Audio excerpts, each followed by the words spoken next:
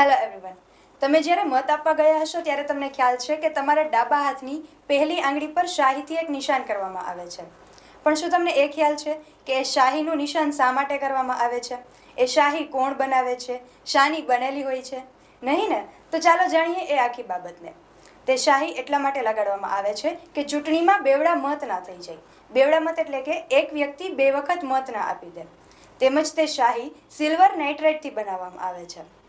તમને એ પણ ખ્યાલ હશે કે સામાન્ય રીતે તે શાહીનું નિશાન ઘણા દિવસો સુધી આંગળી પર રહે છે. પરંતુ જો તેનો ઉપયોગ વધારે કરવામાં આવે તો અર્જીરિયા નામની ચામડીની તકલીફ પણ થઈ શકે છે. સૌપ્રથમ વખત વર્ષ 1962માં લોકસભા અને રાજ્યોની વિધાનસભાની ચૂંટણી માટે આ શાહીનો ઉપયોગ કરવામાં આવ્યો.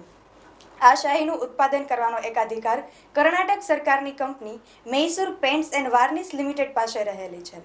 અને આ કંપનીની સ્થાપના વર્ષ 1937માં મૈસૂરના તત્કાલીન રાજા નલવાડી કૃષ્ણારામ વોડિયર દ્વારા કરવામાં આવી હતી. જો તમને આ માહિતી ગમી હોય તો તેને લાઈક કરો, અન્ય લોકોને શેર કરો અને આવી જ માહિતીઓ જાણવા માટે રામાની ઇન્સ્ટિટ્યૂટ આઈડીને ફોલો કરો.